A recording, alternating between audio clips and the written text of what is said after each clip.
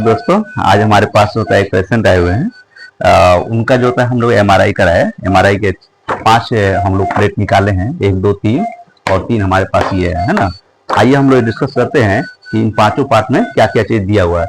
हम लोग सबसे पहले जनरल चीज को देखते हैं कि ये जो होता है कि ब्रेन का जो होता है कि पार्ट दिया हुआ है, जिसमें आप लोग देख रहे होंगे ये व्हाइट कलर की जो दिख रहा है। जनरली जो होता है कि इसमें 3 कलर होते हैं, है ना। जो भी एमआरआई होता है, एक्सरे होता है, उसमें 3 कलर होता है। एक जो व्हाइट कलर का दिख रहा होगा, दूसरा ग्रे और तीसरा जो होता है ब्लैक कलर का दिख रहा होगा, है ना। जो ग्रे कलर का दिख रहा है वो ब्रेन को डिनोट करता है ना। और जो व्हाइट कलर का दिख रहा होता है वो जो होता है जनरली जो होता है ये बोन को रिप्रेजेंट करता है। लेकिन इसमें व्हाइट कलर आपको दिख रहा होगा, वो कंट्रास्ट डाला हुआ है, इस वजह से व्हाइट दिख रहा है ना। ये देखिए, ये क्लियर है। यहाँ से आज ये कॉर्नर पे ये चारों तरफ जो होता है ये दिख रहा है, ये व्हाइट कलर का। और बीच में जो होता है ये वेंट्रिकल्स है और ये दोनों तरफ सेरेब्रल है, राइट सेरेब्रल हेमिस्फीयर और लेफ्ट सेरेब्रल हेमिस्फीयर होता है ना। बीच में मिड लाइन होता है। अगर किसी तरह के इन्फेक्शन वगैरह हो जाए तो हम लोग जो है, एक सेकेंड, अब हम लोग इसी पे मेरा डिस्कस रहेगा कि इन्फेक्शन को हम लोग इसमें डायग्नोस करेंगे, है ना। देखिए ये ब्रेन है ना। ब्रेन का पार्ट दिया हुआ, हम लोग क्या करें, सपोज जैसे सामने से जो होता है कि ब्रेन को कट करते हुए देख रहे हैं सामने से। इसमें एक व्यू है, आपको दिखाते हैं।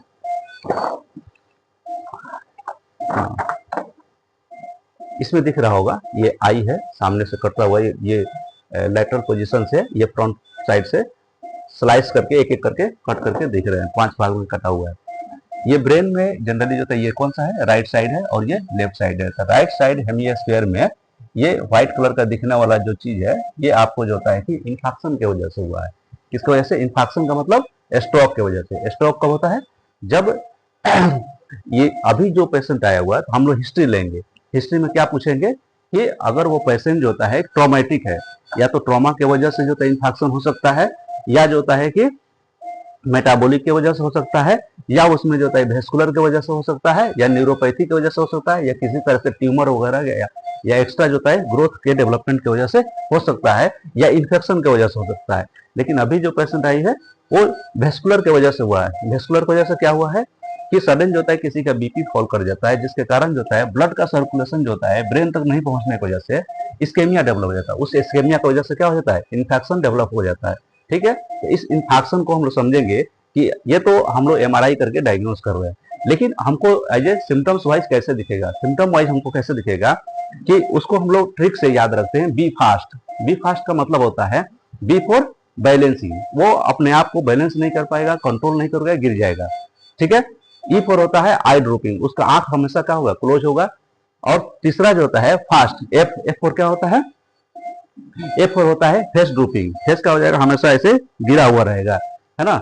और ए फॉर आर्म जो होता है, हाथ जो होगा, अगर ये राइट साइड में है तो लेफ्ट साइड क्या हो जाएगा, वीकनेस होगा उसके हाथ में। अगर ये लेफ्ट साइड होता तो राइट साइड में वीकनेस होता है। लेकिन अभी क्या है, राइट साइड में है तो लेफ्ट साइड क्या होगा, हाथ पैर में पैरालिसिस टाइप का होगा, वीकनेस होगा। ठीक है।